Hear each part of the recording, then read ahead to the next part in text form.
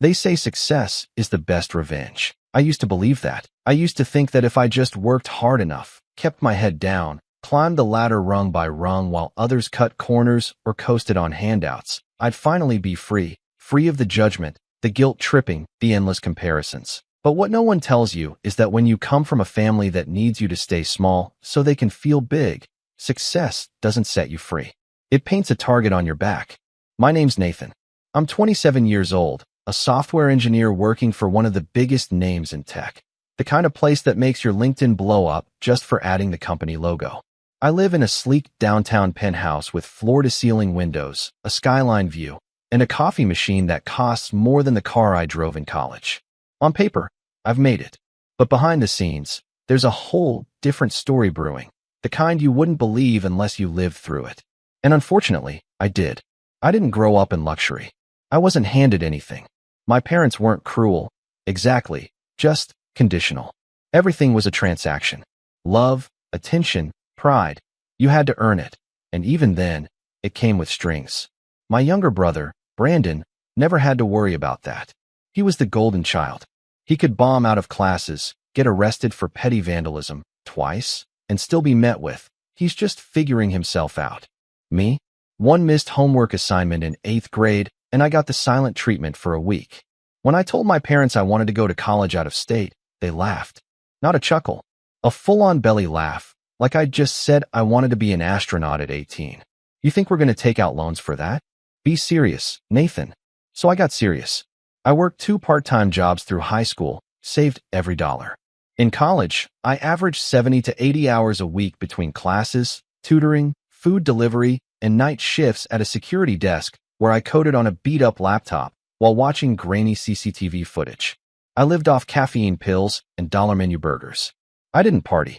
I didn't date. I barely slept. But I graduated at the top of my class, built a few side projects that went semi-viral on GitHub, and landed an internship at a firm that eventually led to my current role. I never took a penny from my parents, and I never once held it against them, or at least I told myself I didn't. Brandon, meanwhile, bounced around majors for 6 years and dropped out twice. He never worked a real job, just odd gigs my dad lined up through his buddies. My parents kept telling him to find his passion, like that was a valid excuse for coasting into his mid-20s. When he finally settled on a photography business, they basically funded it. New camera, studio space, even covered his rent for a year to help him get on his feet. I remember coming home for Thanksgiving once during that time and seeing Brandon's new apartment. It had exposed brick walls, a giant canvas print of New York City, and an espresso bar.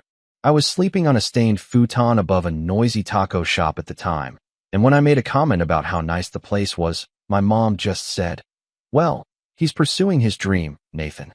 That's hard too." I didn't argue.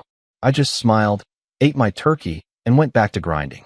A few months ago, after years of scraping and saving, investing smartly, and catching some lucky breaks with stock options, I made the biggest purchase of my life, a modern penthouse condo smack in the heart of the city.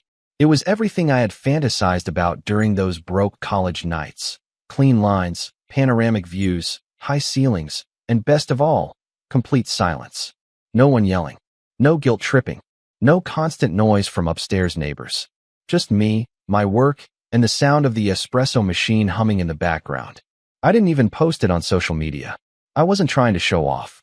I told maybe 4 people, my best friend, my mentor, and yeah, my family. I wasn't going to hide it. I figured maybe, for once, they'd be proud. My dad's reaction was lukewarm at best. He asked how much I put down, what the interest rate was, and if I had considered buying somewhere less flashy. My mom just stared at the photos I showed her, then said, "Wow, must be nice." And Brandon? He didn't say anything, just scrolled through the pics, set the phone down, and mumbled something about needing to get back to editing. I brushed it off. I told myself they were just surprised. Maybe they didn't know how to express excitement. Maybe they felt left behind. It wasn't until 2 weeks later that I got the call. "Nathan," my mom said, her voice weirdly formal. "We'd like to have a family dinner. Just us. Sunday night." I asked if everything was okay. She said it was just a conversation. No big deal.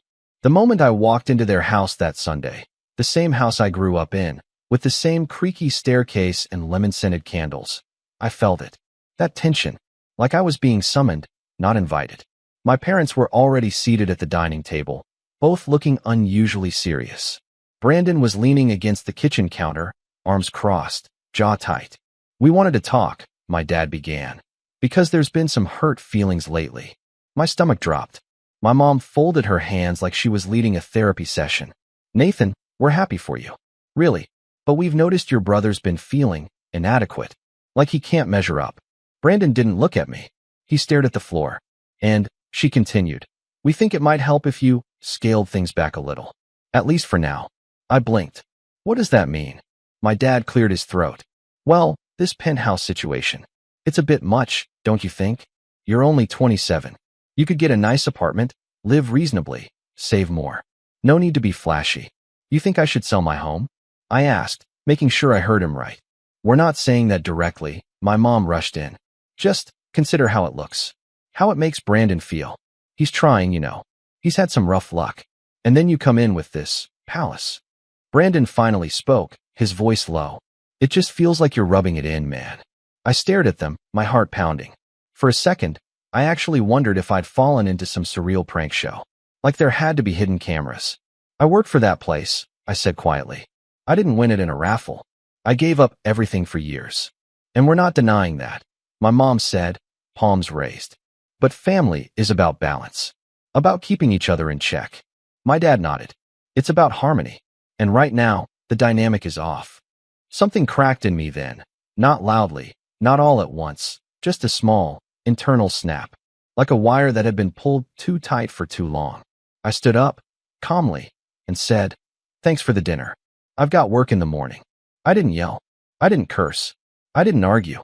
I just left, got in my car, drove home to my palace, and sat in silence for an hour staring at the skyline I had spent a decade chasing.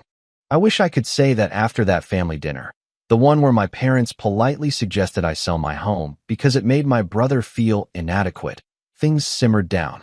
I thought I'd made my boundaries clear. I thought leaving quietly would send a message.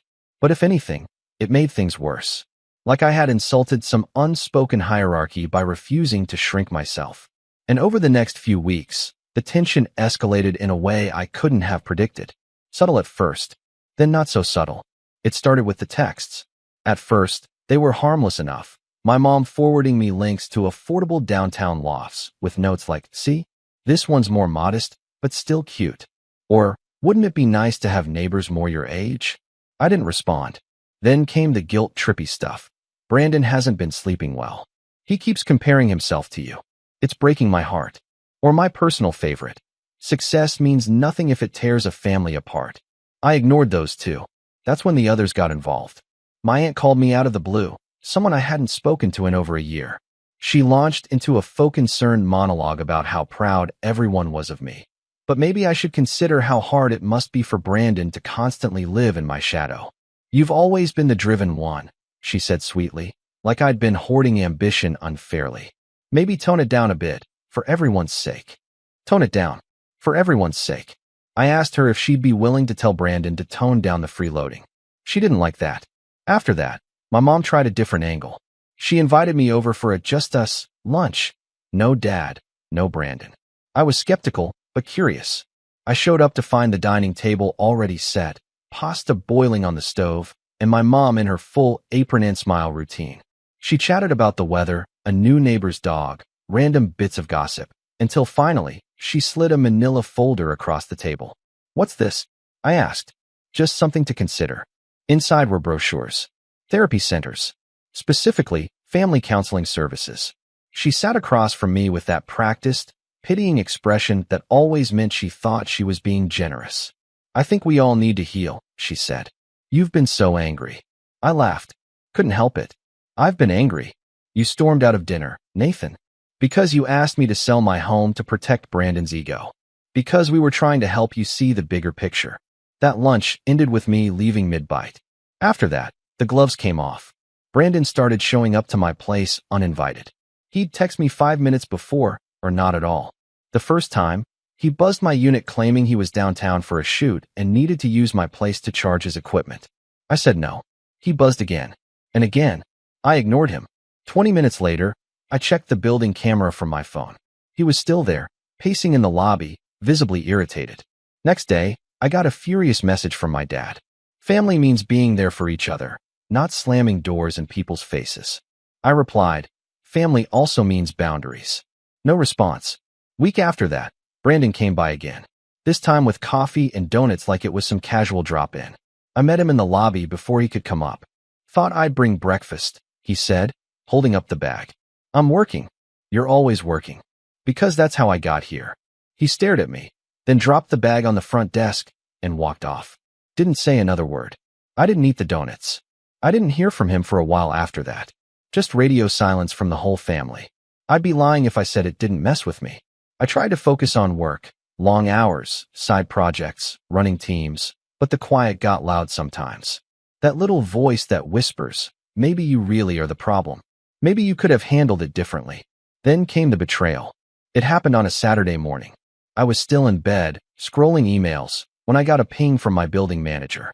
Hi Nathan, just a quick note. Your brother dropped off the photography prints for the lobby exhibit. We'll be installing them later today. I stared at the message, completely confused. My building often rotated local artwork in the lobby, photos, sculptures, paintings. I'd even recommended a few friends from art school days. But I hadn't submitted anyone recently, and I definitely hadn't signed Brandon up. I replied, sorry, what prints? Manager, Brandon said you cleared it. Said you wanted to support his work and thought the lobby would be perfect. He had access to the elevator already. Seemed legit. I jumped out of bed, threw on sweats, and bolted downstairs. And there they were. 4 massive photography canvases leaned against the lobby wall, ready to be mounted. Stylized black and white portraits, moody, dramatic, very on-brand for Brandon. But what caught me off guard were the captions. In bold, elegant font under each image. Success isn't always earned. Privilege in disguise. Some people climb on the backs of others. Not all penthouses are homes. I froze. My hands started to shake. A few residents were milling around, glancing at the prints, murmuring things I couldn't quite hear. One of them, an older woman from the 14th floor, actually smiled at me. These are powerful, she said. Very raw. Who's the artist? I didn't answer. I couldn't. I went straight to the manager's office and demanded they be removed. He looked bewildered but complied. Brandon didn't respond to my calls. Not that day, not the next. Finally, I drove out to my parents' house. Knocked on the door, heart pounding. My mom opened it like she'd been expecting me. We didn't mean to upset you, she said, before I could speak. You knew? She didn't answer. I pushed past her, into the living room, where Brandon was sitting on the couch, feet up, scrolling on his phone. You forged my name, I said. You accessed my building under false pretenses. It was art, he replied flatly. No, it was a hit job. He finally looked up. His face was stone cold. You've made it clear you don't care about this family. I was just returning the favor. I was speechless. Not because of the words, but the ease with which he said them. Like this had been building in him for years, and now that he'd found a way to hurt me, he'd never felt more alive. You could have asked for help, Brandon. He scoffed. You don't offer help. You flaunt what you have. You think just because you suffered, it gives you the right to look down on everyone else. I don't look down on you, I said. I didn't. But maybe I should have. That was the last thing I said before I walked out. I didn't slam the door. I didn't yell. But something had shifted in me that day, something permanent. I wasn't angry anymore. I wasn't sad. I was done. Or at least I thought I was. Because 2 days later, I got a letter. A real letter. Handwritten. From my dad. And what was inside made everything before it look like a warm-up act. If you want to hear what was in that letter, I'll tell you. But brace yourself. It changes everything. The letter arrived on a Tuesday. I remember because I had just finished a call with my project lead and was debating whether to make lunch or skip straight to my afternoon meetings. I wasn't expecting anything. I rarely got physical mail outside of utility bills or the occasional real estate flyer. But this one stood out. Cream-colored envelope. Heavyweight paper. My name handwritten in my dad's distinct, square lettering. No return address. Something about it made my stomach tighten. I sat on the edge of the kitchen counter, opened the envelope with a butter knife, and unfolded the 2-page letter inside. The handwriting was familiar, steady, but each word felt like a gut punch. Not because it was cruel. I almost wish it had been, but because it was deliberate, cold, calculated. like he had rehearsed every sentence in his head before putting it down, knowing exactly how it would land. He began with something that looked like empathy. Nathan, I've always admired your discipline. Your ability to shut out distractions and chase your goals. That's not easy. And I'm proud of you, we both are. But there's something more important than achievement. Balance. Family. Then he pivoted. I've been speaking with your brother. He's going through a hard time. Your recent choices have made things worse. Whether intentional or not, you've created distance between yourself and this family. Your tone, your attitude, your lifestyle, they send a message. One that says, I'm better. That message has hurt your brother deeply. And it's forced your mother and me to reevaluate how we move forward as a family. That's when he dropped the bomb. As of this week, we've decided to temporarily restructure the family trust. The trust. I didn't even know there was a family trust. My parents weren't wealthy by any means, middle class at best, but I knew my grandfather had owned land upstate that had been passed down when he died. Acres of undeveloped forest, worth more than most people realized. I'd always assumed it was being held for retirement or maybe some future family emergency. My dad never spoke of it in detail. It was one of those we'll talk about it someday topics that got buried under small talk and football games. Apparently, someday had arrived, just without me. He continued. We've named Brandon as the primary beneficiary for the next 5 years. It's not about favoritism. It's about need.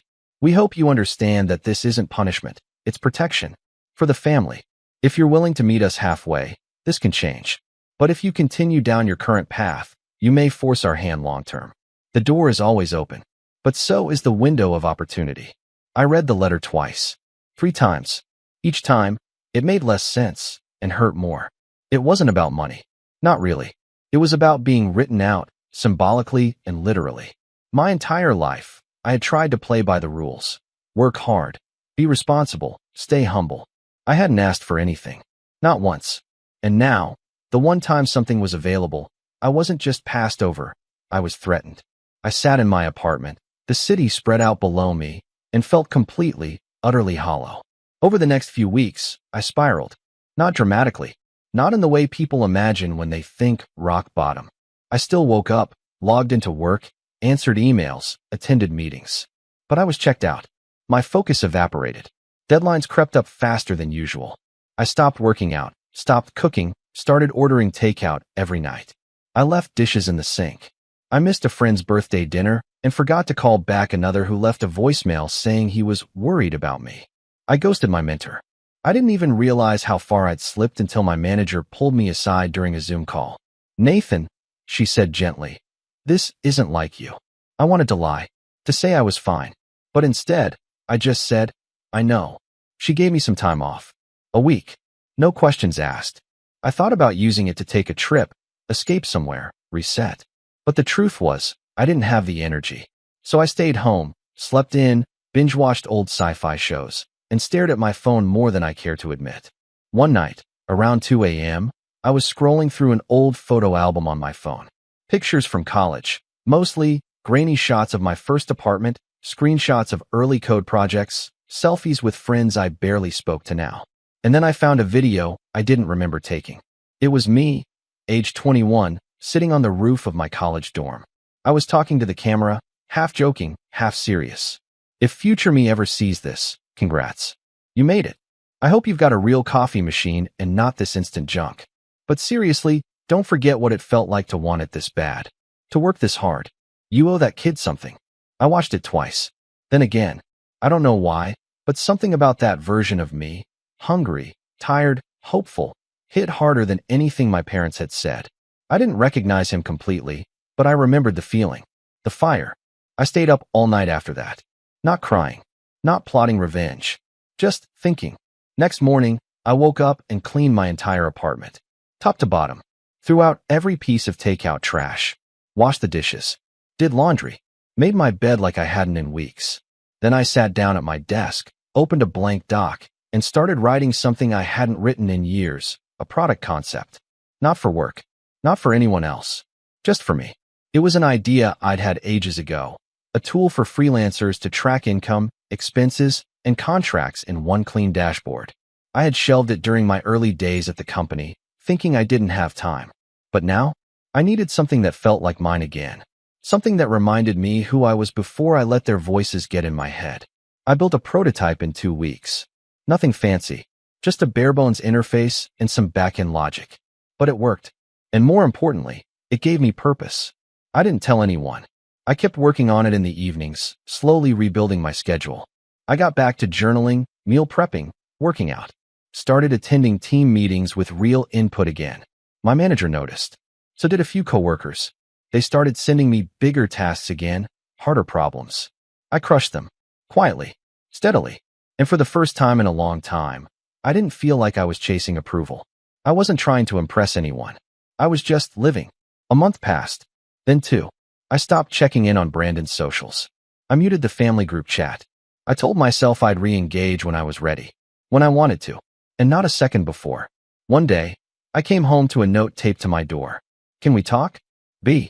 No envelope. No text. Just 3 words. I stared at it for a long time. My first instinct was to tear it up. Burn it. But I didn't. I took it inside, placed it on the counter, and left it there. I didn't call him. Instead, I kept building. The tool I had started, now called LedgerLite, had grown. I'd onboard a few freelancer friends as beta testers. Feedback was promising. One even offered to invest. I turned it down. I wasn't ready for that yet. But it lit a fuse.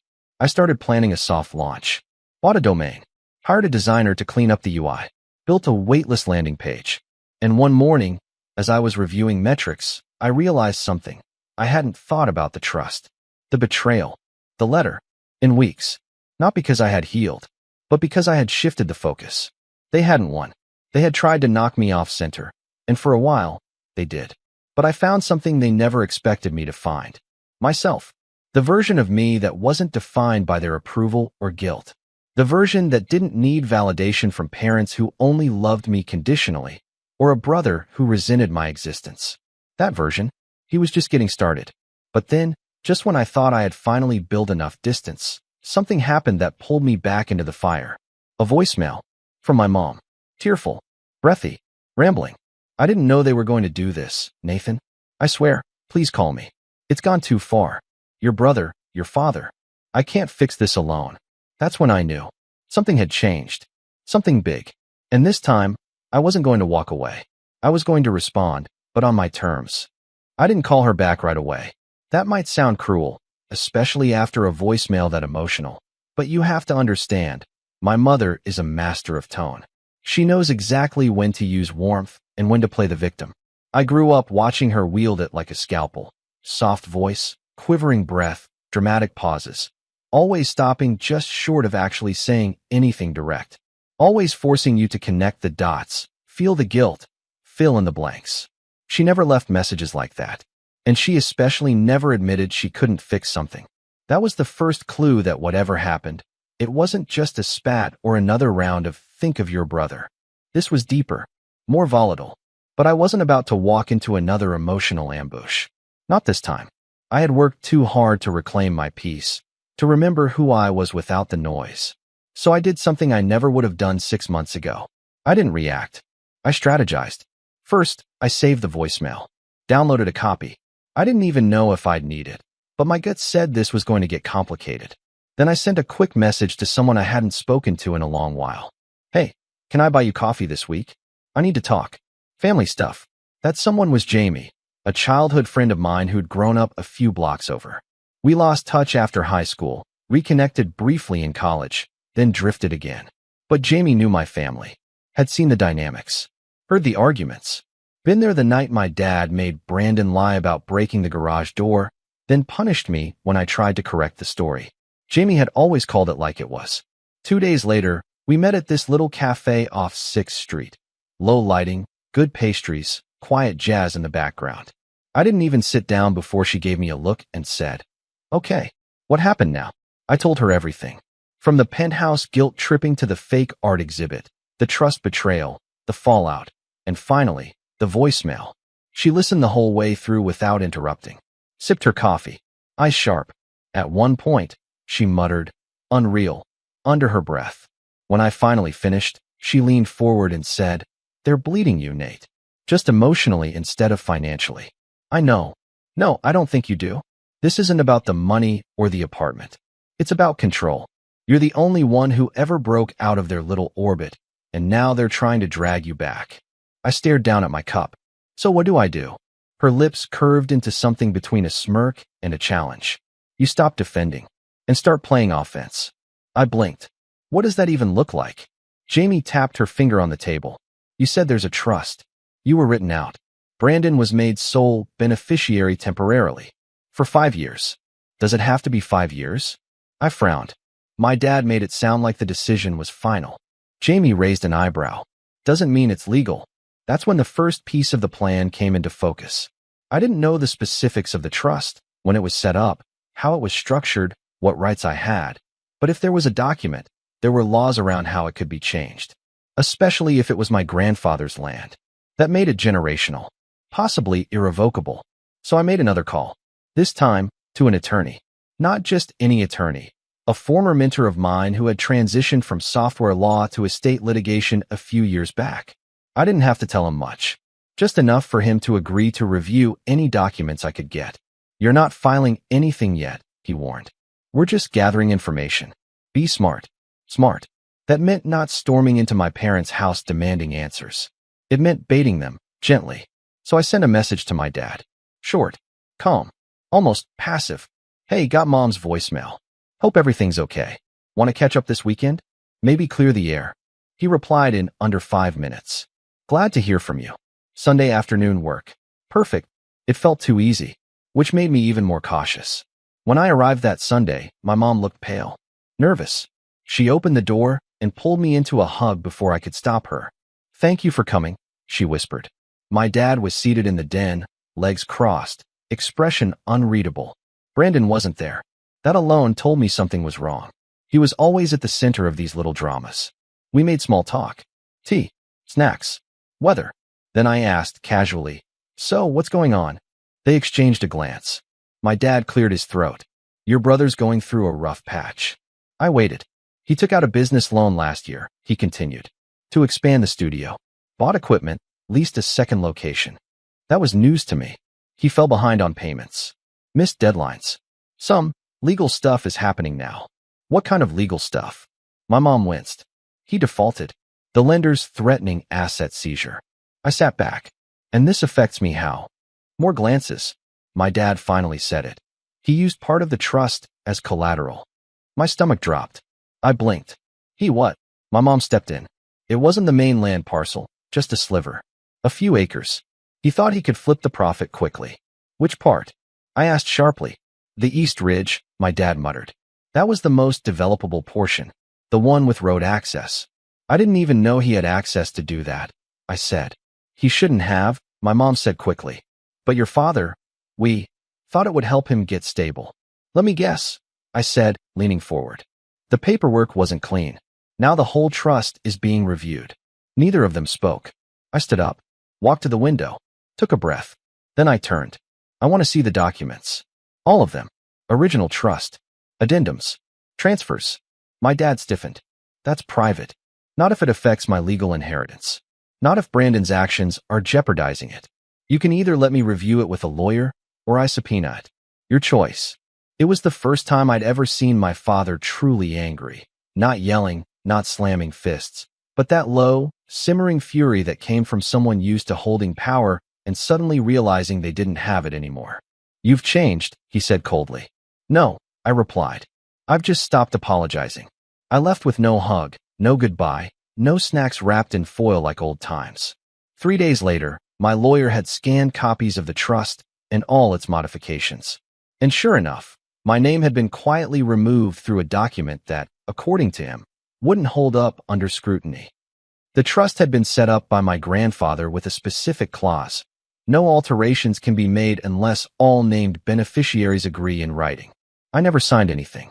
My signature was nowhere to be found, which meant the 5-year restructure was not only illegitimate, it was grounds for a full reversal, possibly even legal action.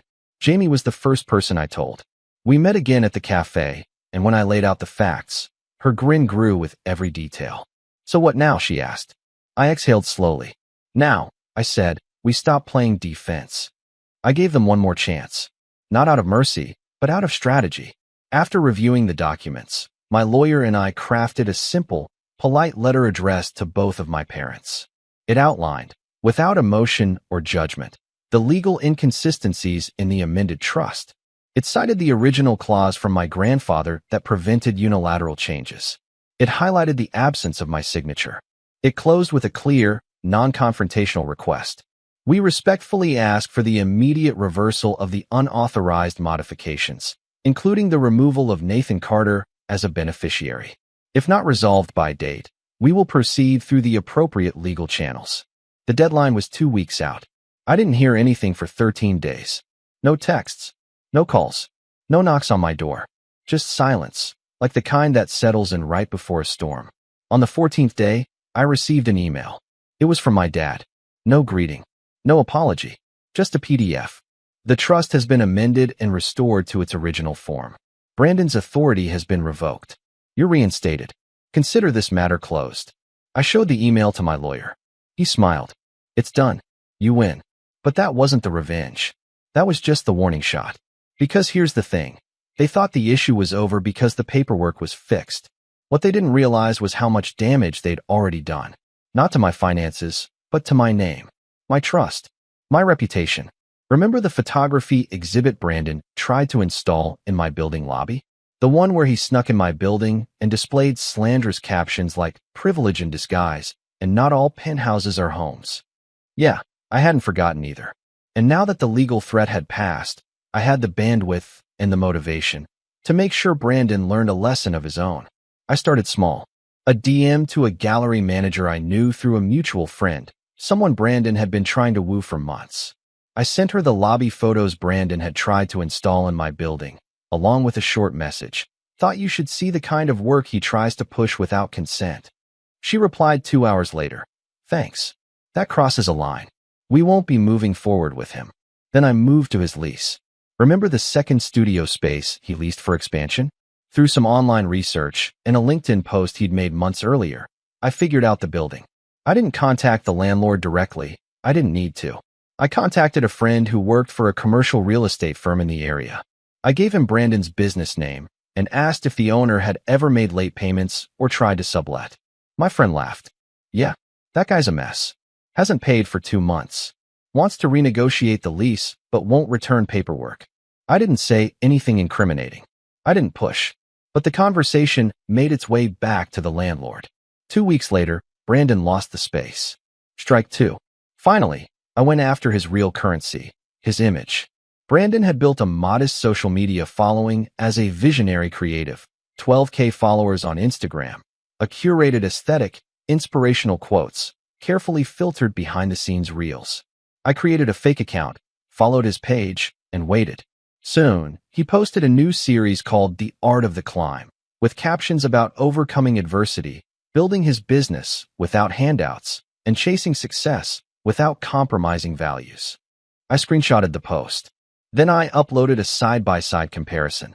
The post versus a scan of the letter my dad had sent me months earlier, the one where he admitted Brandon used the trust as collateral for his business loan. I didn't include identifying information. No address. No docs. Just a caption. Curious definition of without handouts. Then I let the internet do its thing. Within 24 hours, Brandon locked his account. Strike 3. The fallout was quick. I didn't hear from him again. No apology. No attempt to reconcile. Just silence.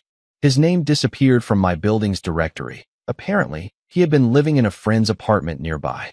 Gone now. My parents, on the other hand, tried one last maneuver. An invitation. Dinner.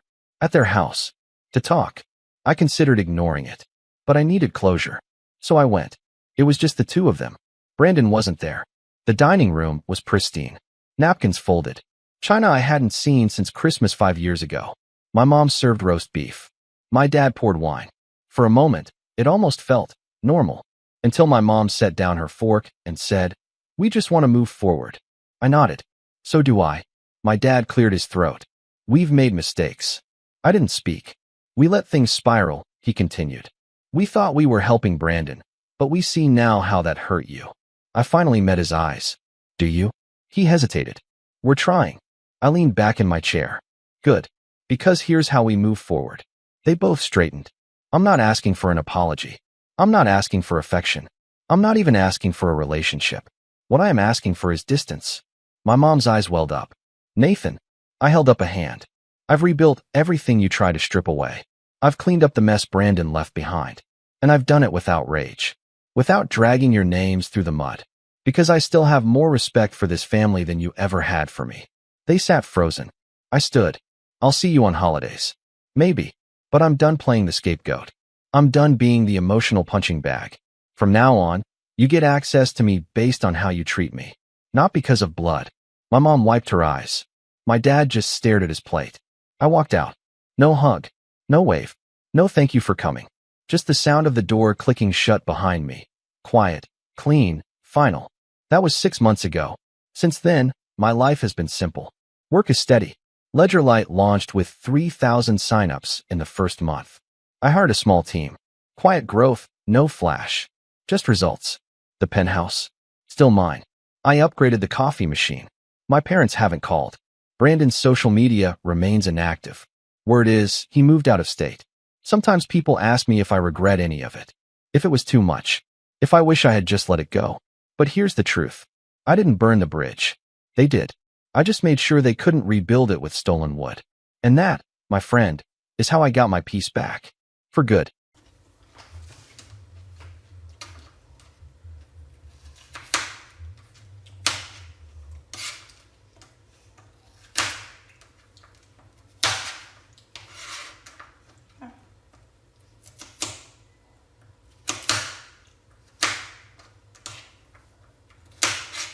Stop stealing your meal prep. I'm not. What do you mean, Jelly? I'm not stealing it. It's carrot sticks. It's supposed to be a snack.